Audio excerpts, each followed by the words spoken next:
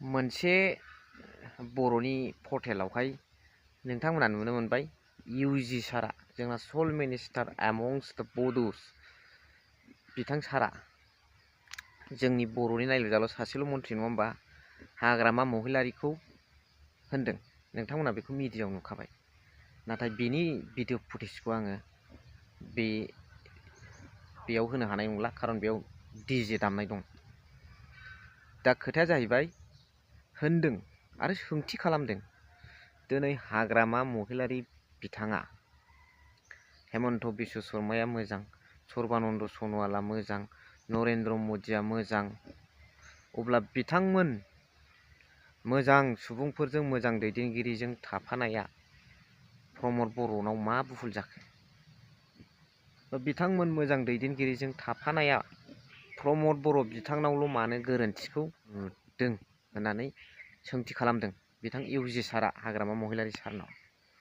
अब्ला बेनि एन्सारखौ नोंथांमोनाबो लिरना हर आरो आंबो होनो थांगासिनो दं।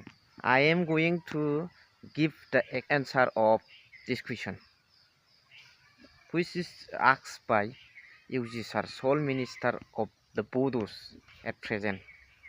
बाथ्राया जाहैबाय दैदेनगिरिफ्रा बा दैदेनगिरिफोरनाव गुन थाखायो, दैदेनगिरि लिडारशिप क्वालिटि थाखायो, इसिबां गोरोन्थिद्राय मोना रावबो, दैदेनगिरिया दैदेनगिरि लेभेलखा। दा बावहाय प्रमद बर' सारखौ हाग्रामा महिलारि सार बुंनायनि खारना जाहैबाय बैसोर गोजौ सारिनि जौगा सारिनि दैदेनगिरिफोरजों लोगो जानानै बा मोजां गुन गोनां एक्सपानसनिस्ट पलिसिस गोनां दैदेनगिरिफोरजों लोगो नांनानै बिथां प्रमद बर'आ दिनैसिमबो मानो बिटिआरआव साराय बोसोर बारलांबाय 5 मान्थसल'सै बिटिसि इलेक्सन जाफिनगोन ना। मोनसेल' एग्जाम्पलखौ होनसै दे आं बा मोननैखौनो लादो जेनेबा लागालागै मोननै मोनथामसो एग्जाम्पल। दासिमबो मानो रन्जन दैमारि सार फाउन्डार चेयारमेन अफ एनडिपि लोगोसे जेलाव जोबजानाय एनडिपि नि मावथि बिथांमोनखौ मानो दासिमबो मख'नो हायाखै? जेरावनाखि एनडिपिनि गेजेराव सुक्ति जादों बर' एबसुनिफ्राय प्रमद बर' सार थांदों आरो दिनै बिथाङानो CEM जाफैदों आरो मोजां दैदेनगिरिजों मोजां कानेक्सन दं।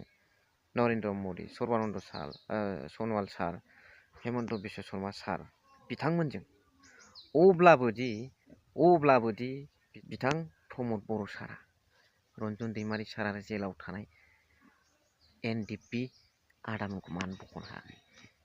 बेनि थाखायनो बुंनाय जादों हेमन्त बिश्व शर्मा, सर्बानन्द सन'वाल सार आरो नरेन्द्र मदि सारमोना थिगैनो दं, बिसोरनाव गिल्टि गैया। नाथाय प्रमद बर' सारनाव गिल्टि दं, गोरोन्थि दं बिथांमोनजों लोगो जासेयावबो। बे मोनसे एन्सार। लोगोसे प्रमद बर' सारा बिथांमोन गोग्गो दैदेनगिरि गोजौ थाखोनि दैदेनगिरिफोरजों लोगो जासेयावबो दिनै मानो लिरनानै लाबोखानाय बिटिआर सुक्तियाव लिरखानाय माखासे इनस्टिटिउटफ्रा मानो जाफुङाखिसै? माखासेखौ बारहोदो, बड'फानि नामाव फैनाय इनस्टिटिउटआ मानो जायाखिसै? 5 मासाव लुनो हागोन, बेखौ लाबोनो हानानै दिन्थिनो हागोन, हायोबाथ' मोजां खोथा। नाथाय मानो स्टिल दासिमबो we have not seen something like that of institution and so मानो नुनो मोनाखै? Why? बेबो मोनसे खारन सार इउजि सार, नों प्रश्न सोंनायनि एन्सारा बेबो मोनसे आरो अनेक एग्जाम्पल दं। बिनि गेजेरावनो बे खेबाव बुंगोनाबो जोबोद इम्पर्टेन्ट। आमार युब युबती সকলৰ কাৰণে बहुत इम्पर्टेन्ट, जिथु মই ক'বলৈ गৈ आছো।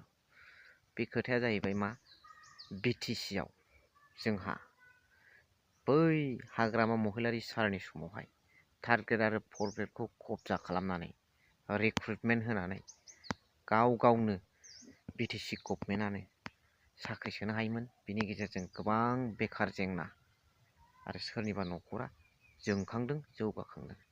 न' डाउट बेवहाय पार्टि हिसाबै सोरबायानो मोनैयानो जाथों एबा अब्लाबोथ' सोरबानि न'खरा मोनदों। फर एन एग्जाम्पल बिटिआरआव बे साराय बोसोराव बै थार्ड ग्रेड आरो फर्थ ग्रेडनि बोसोरे बोसोरे रिक्रुटमेन्ट फैनायखौ होलांबाय थायोमोनब्ला BPFनि माखासे न'खरफोरा मोनायानो जाथों दे UPPLनि न'खरफोरनिफ्रायनो नों आं गामियाव थाग्रा रायजो राजा सोरबा आइ आफामोननि फिसाफ्रानो मोनहैगौमोन ना। बेबोथ' सासे बर'। नाथाय बे बुस्थुआ दिनै बहा थांखो? एथ' गोबाव सम साराय बोसोरा सोरनिबा जिबननि थाखाय गोलाव सम जायो।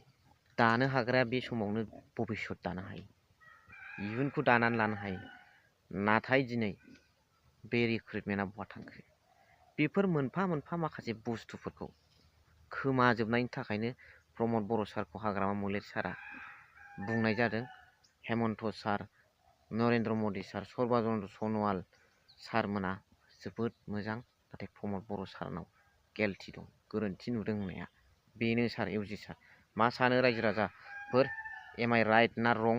बेखौ कमेन्ट्सनि गेजेरजों फोरमायहरदोल'। आं कमेन्ट्सखौ नेनानै थाबाय। थेंक इउ भेरि माच फर वाचिं।